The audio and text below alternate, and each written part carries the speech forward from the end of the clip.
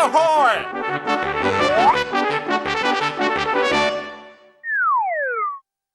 Samurai.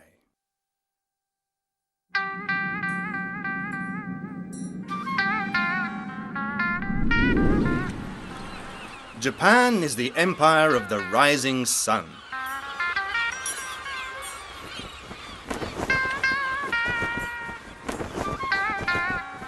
For centuries, it cut itself off from the rest of the world.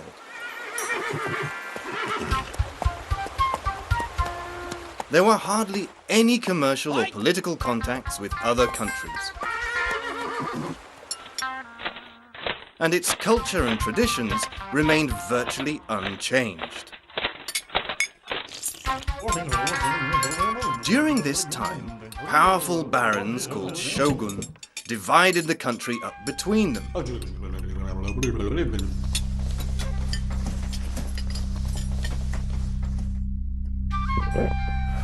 While the emperor could do nothing. The shogun were powerful because they had the most fearsome warriors working for them. Warriors who were famous for their discipline, their sense of honor, and their extraordinary martial arts skills. These men were called samurai.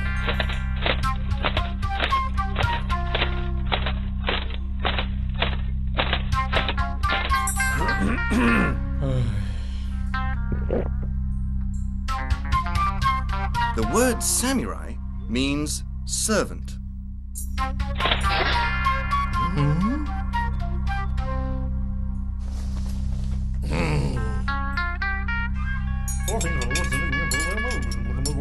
The samurai acted as personal bodyguards to powerful men, the emperor, and members of the royal court.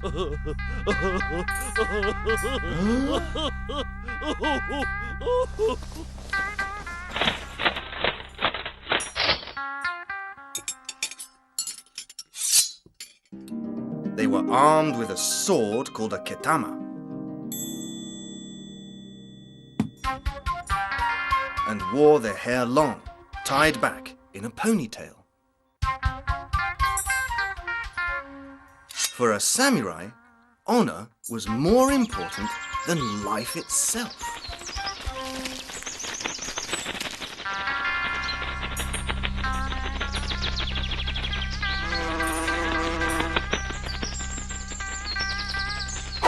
The life of a samurai was likened to the blossom on a cherry tree.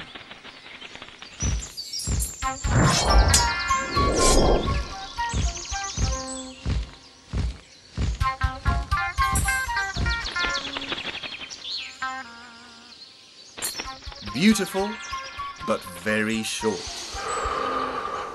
Because battles between the great warlords were frequent and fearful.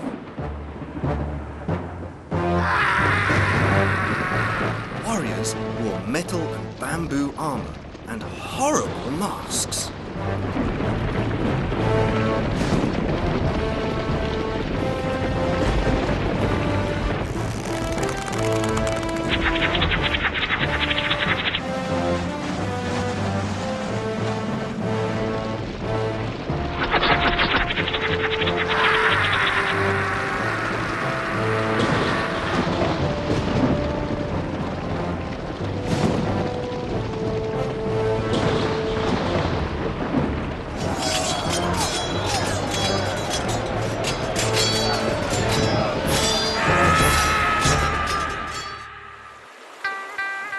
All this came to an end when Japan opened its doors to the rest of the world.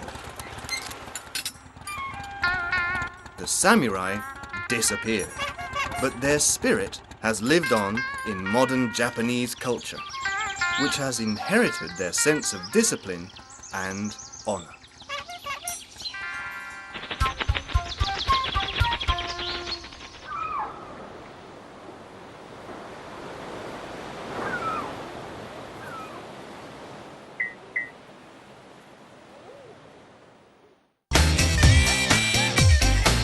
What's red, yellow, blue and fun? Find out how and why. Coming up now on Da Vinci.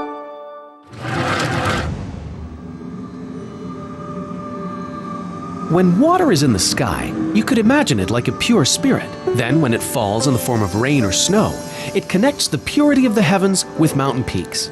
As it melts, each drop of water joins together with others to form a tiny trickle. The trickles join to form streams, and so on, till gradually the water washing down the mountain forms a river.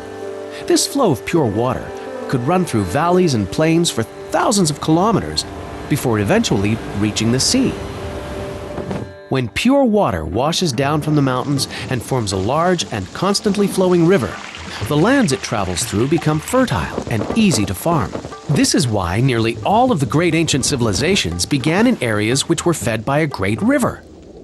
The ancient Egyptians had the Nile River, the Mesopotamians had the Tigris and Euphrates, in China the Yellow River, and the waters of the Indus River gave birth to one of the most ancient and famous civilizations in history. Around the year 5500 BC, the civilization of India. The Indian people considered their rivers to be sacred. For them, life itself was like water, where each drop, just like each person, had to join together with countless others to flow along the path that was set out for them.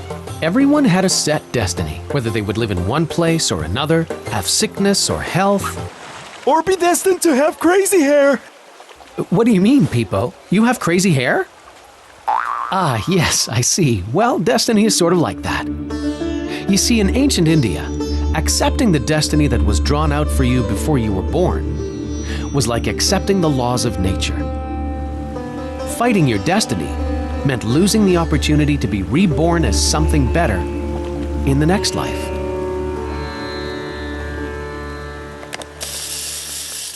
The Indus and Ganges Rivers. The Indus River flows through the subcontinent of India, from the great heights of the Himalayas all the way to the Indian Ocean. Great civilizations formed on the banks of this river around the year 2500 BC, and these became centers of wealth, refinement, and power. But another very important river existed in India, the Ganges, whose fertile plains were gradually settled by migratory flows of people from the center of the European continent. This great number of people spoke a new language, Indo-European, and they settled there by creating new cities. Okay, new in a manner of speaking, because we're talking about the year 1500 BC. These new cities and settlements gave rise to a new civilization. But they aren't new. They're older than my granddad's boots. You're right, Peepo. This civilization that was new at that time was called the Vedic civilization, or the Vedic age. And these people dedicated themselves to putting into writing the hundreds of tales about their gods into texts called the Vedas. These texts became the basis of the oldest living religion in the world, Hinduism. Hinduism. Hindus view the universe as an immense space of indescribable dimensions that comprise a series of cycles of various lengths. For them, a kalpa, which is as long as a day in the life of Brahma, the god of creation, lasts 4.32 billion of our years.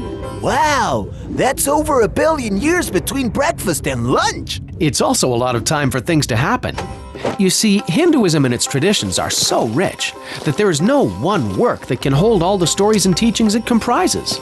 It is said there are 330 million gods and goddesses, and countless stories about them all. In these stories, the gods evolve or lose some of their powers, or disguise themselves, change into animals, provide light for other gods, and so on. But to keep things simple, let's talk about 3 of the major gods.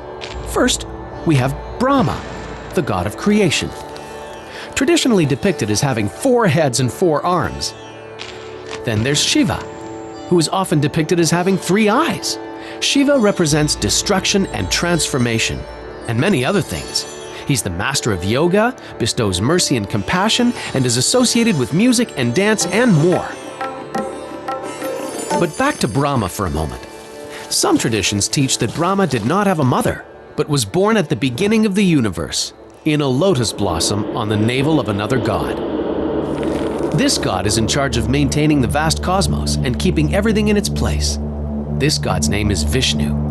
Vishnu can adopt earthly forms as other gods can sometimes do. So if the earth is endangered by something, Vishnu could descend to earth and help humankind. Some traditions teach that the last time he came to earth, he came as Krishna. And before that, he came to earth as Rama. The stories of Rama and Krishna are two of the most famous Indian epics, the Ramayana and Mahabharata. The caste system. The legend goes that the stories about the origins of the world were revealed to a chosen few through the musical vibrations of the cosmos. This select group of people were called Brahmins, who were priests, scholars, and teachers. We Brahmins can hear the universal music that tells us the secrets of the cosmos. Because they were the only ones who could understand the destiny of men, Brahmins were greatly respected and belonged to the highest caste. But what is a caste? A group of friends? No, a sports team! A cosmic music group?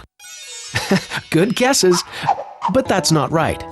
You see, a caste was a way of organizing people, giving them a place in society from the time they were born.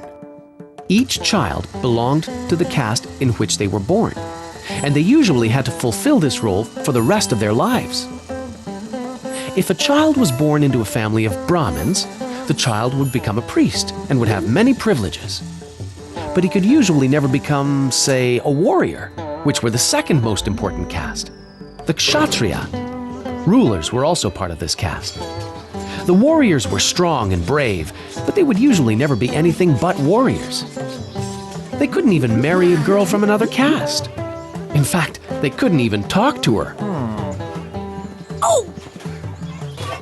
The third caste was the Vaishya, who were farmers, artisans, and merchants.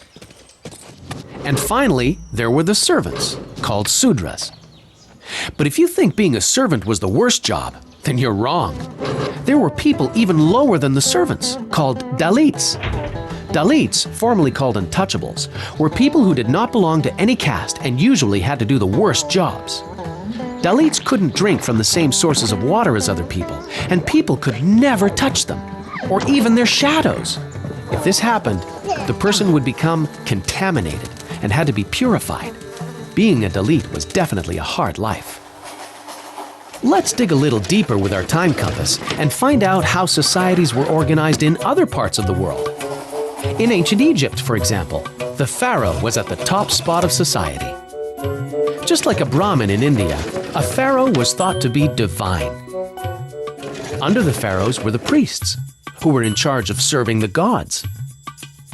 Under the priests were the scribes, whose greatest ability was that they knew how to write. Below them were the soldiers in the army, who were responsible for protecting and ensuring the unity of the empire. Then came the merchants and artisans. And a little further down from them were the farmers. The lowest caste in Egypt, those who had to do the worst jobs, were the slaves.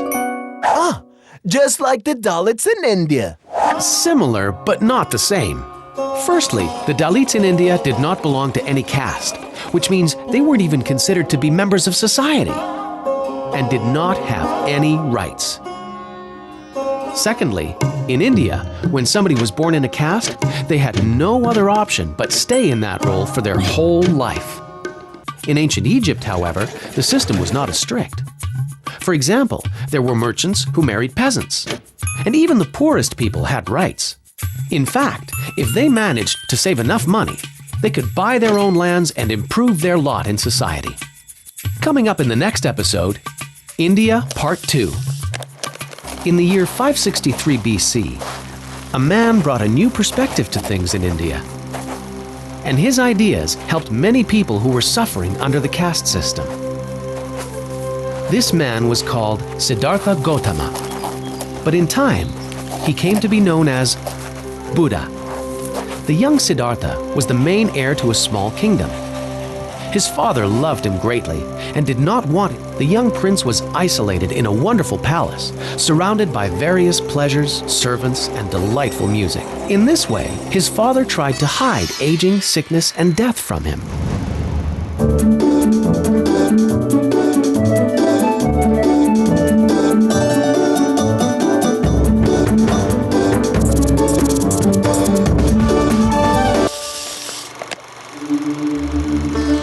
You see, in ancient India, accepting the destiny that was drawn out for you before you were born was like accepting the laws of nature.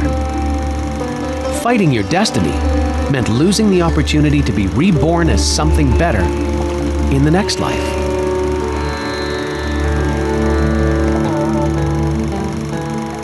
A caste was a way of organizing people, giving them a place in society from the time they were born.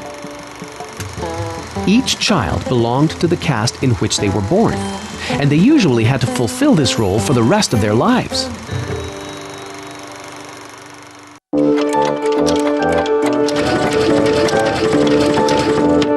The time compass.